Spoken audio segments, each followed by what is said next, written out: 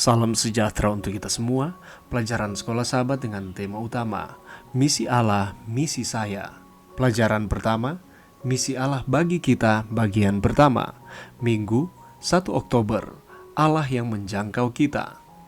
Allah menciptakan kita sesuai dengan gambar dan rupanya. Dia memberikan kepada kita sebuah dunia yang sempurna, dan adalah maksudnya supaya kita hidup dalam hubungan yang sempurna dengan Dia. Sebuah hubungan yang berpusat pada sifatnya yang paling berharga, kasih.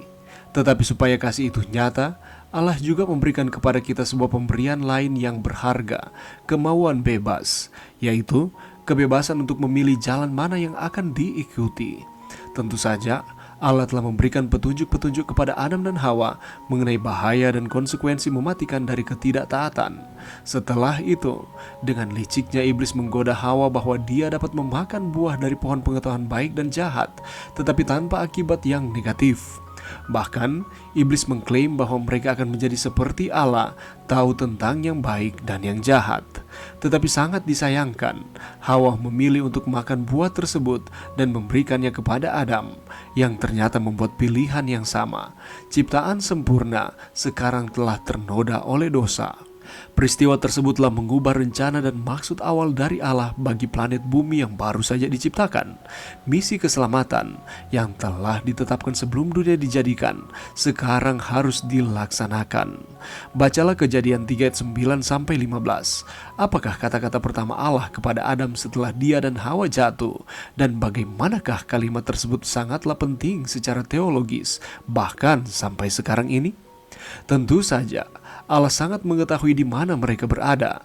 Dikuasai oleh ketakutan, Adam dan Hawa seharusnya melihat sendiri apa yang sedang terjadi. Tetapi mereka juga perlu untuk dikonfrontasi, sehingga mereka bisa mengerti betapa mengerikan konsekuensi dari dosa mereka. Iblis juga harus dikalahkan. Untuk itu, Allah kemudian mulai menyatakan misinya, rencana keselamatan yang merupakan harapan untuk mendamaikan dunia dengan dirinya. Walaupun demikian, kita perlu menaruh perhatian terhadap kenyataan bahwa sebelum konfrontasi dan janji dari pendamaian disampaikan, Allah datang terlebih dahulu untuk mencari manusia yang sudah jatuh. Terlepas dari situasi yang tampaknya tanpa harapan, pada dasarnya Allah membahas dua hal dalam pertanyaannya kepada Adam. Kondisi kita yang sudah jatuh dan sifat misionarisnya. Kita telah hilang dan sangat membutuhkan keselamatan. Dia adalah pribadi yang mencari kita dengan tujuan untuk menyelamatkan dan tinggal bersama-sama dengan kita. Sepanjang sejarah, Allah bertanya terus-menerus, "Di manakah engkau?" Dalam pengalaman Anda pribadi, apakah arti pernyataan ini bagi Anda dan bagaimanakah Anda menjawab dia? Pelajaran yang bisa kita dapatkan pada saat ini. Kejadian 3 ayat 9 mengatakan, tetapi Tuhan Allah memanggil manusia itu dan berfirman kepadanya, "Di manakah engkau?" Tuhan menciptakan manusia pertama dalam keadaan sempurna menurut gambar dan rupa Allah.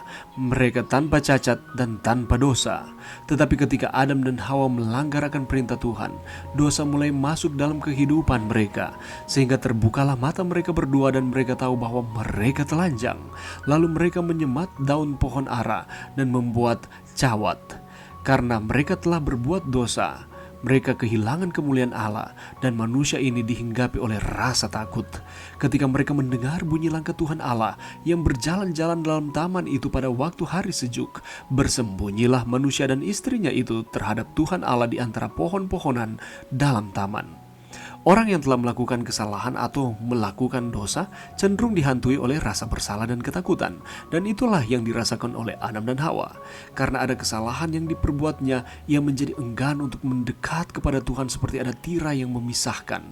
Tetapi kabar baiknya, karena kasih karunia Tuhan yang amat besar, bukan manusia yang mencari Allah, tetapi Allah yang berinisiatif mencari manusia yang berdosa itu. Oleh karena itu di dalam Lukas 19 ayat 10 di sana dikatakan bahwa Yesus datang untuk mencari dan menyelamatkan yang hilang.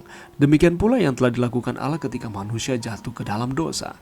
Allah lah yang berinisiatif untuk menyelamatkan manusia.